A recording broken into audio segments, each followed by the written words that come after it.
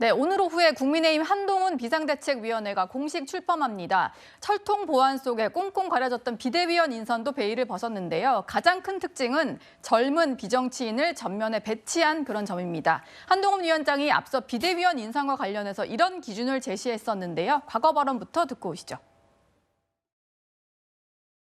국민을 위해서 열정적으로 헌신할 수 있는 실력 있는 분을 모시는 것이 중요하다고 생각합니다. 이창호 사범은 10대에 세계를 제패했고 조지 포먼은 제 나이 때 헤비급 챔피언 했고요.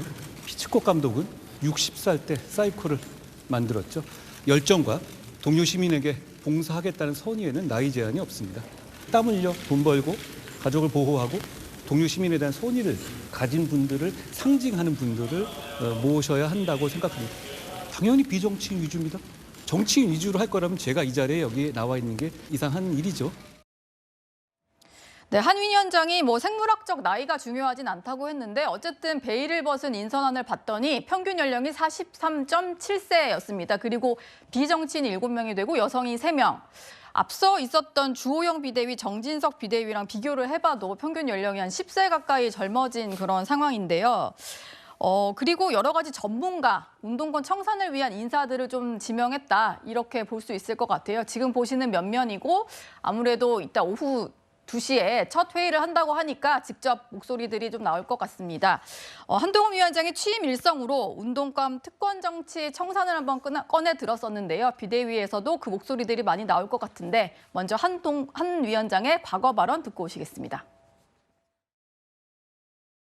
수십 년간 386이 486, 586, 686 되도록 썼던 영수증 또 내밀며 대대손손 국민들 위에 군림하고 가르치려 드는 운동권 특권 정치를 청산해야 합니다. 이재명 대표의 민주당이 운동권 특권 세력과 개딸 전체주의 세력과 결탁해서 자기가 살기 위해서 나라 망치는 것 막아야 합니다. 우리는 상식적인 많은 국민들을 대신해서 이재명 대표의 민주당과 그 뒤에 숨어서 국민 위에 군림하려는 운동권 특권 세력과 싸울 겁니다. 호남에서, 영남에서, 충청에서, 강원에서, 제주에서, 경기에서, 서울에서 싸울 겁니다. 그리고 용기와 헌신으로 반드시 이길 겁니다.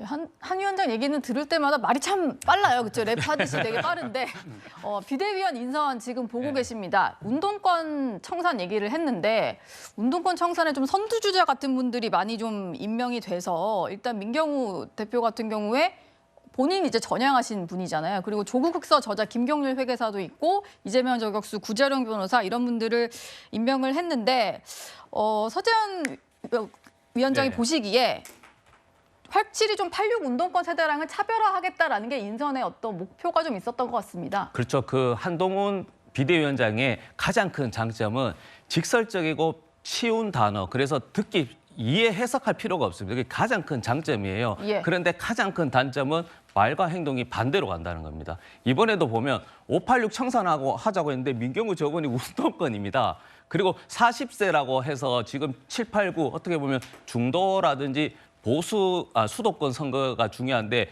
저분이 지금 민경우 비대위원장이 지금 또 보시면은 노인들 빨리 돌아가시라고 합니다. 우리 김윤건 민주당 혁신위원회는 선거제에서 선거 한 표가 이렇게 나이에 맞게 비례성인데 이거는 선거제도에 국한된 문제인데 지금 민경우 저분은 586 운동의 주범이라기보다는 문제 있는 사람의 주역인데도 50대, 60대가 아예 생명을 그냥 빨리 돌아가셔야 저런 막말이 아닙니다. 그래서 저는 이 부분에 대해서는 저 586 운동권 청산 그리고 차별화에 대한 방점은 좋지만 어떻게 민경우 저분은 그래서 지금 그 노인위원장이 지금 사과하라고 하고 지금 한동훈 장관 또 와서 사과하라고 하거든요. 그래서 첫 일성은 사과로 가고 말씀드렸지만 자꾸 생물학적 나이로 젊음이 아니고 정말 70대, 80대도 정말 저희 20대, 30대보다 더 젊은 분이 정말 많거든요. 그래서 이제는 저런 어떤 주장하는 거에 맞춰서 비대위원을 영입해야 된다 말씀 꼭 좀 드리고 싶습니다. 예.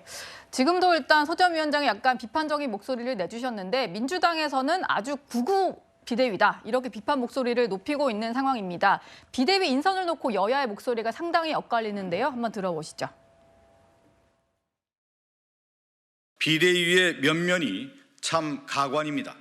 보수 방송과 극우 유튜브에 나와 야당 공격에 앞장서온 사람들입니다. 당을 대통령 직할 부대로 만드는 것으로 부족해서 국민의힘을 극우위원회로 만들 셈입니까? 정쟁의 막장극으로 끌고 간다면 국민이 용서하지 않을 것임을 분명히 경고합니다. 민주당은 정치개혁의 아이콘으로 등장한 한동훈 위원장의 비대위 체제가 두려워 트집부터 잡는 것입니까? 합리적으로 민주당을 비판하면 극우 프레임을 씌우는 것입니까? 배합할 것이 아니라 국민을 위해 어떻게 민주당을 뜯어 고칠지부터 치열하게 고민하시기 바랍니다. 민주당에서 극우위원회다 뭐 이런 얘기를 하고 있어요. 일단은 서정호 변호사님이 할 말이 많아 보이셨는데 예, 듣다가 좀 한 말씀 지금 해주시죠. 이제 그 박성준 대변인이 보수 방송과 네. 거거 유튜브에 나와 야당 동기 앞장선 거구다. 이게 무슨 의미인지를 모르겠어요. 보수 방송이라는 게 뭐 TV조선이나 채널A를 말하는 건지 구자룡 변호사가 채널A 출연해서 이재명 저격수로 활동한 건 맞죠? 예. 그럼 그게 거구입니까? 그러면 여기 노는 두 분 있잖아요. 진보 패널. 네. 이분이 이게 여기 보수 방송에 노선이니까 그럼 뭡니까? 저희 보수 가장 방송 균형적인. 저희가 보수 방송은 아니고 그러니까요. 예, 저희 보수 방송도 네. 아니고 가장 균형 잡힌 방송에서 네. 보수 패널로 나와서 팩트에 따라 이재명 대표 대장동 비리를 공개한 게 이게 구자룡 변호사입니다. 예. 이분이 왜 거구입니까? 그다음에 민경우 위원도 마찬가지예요.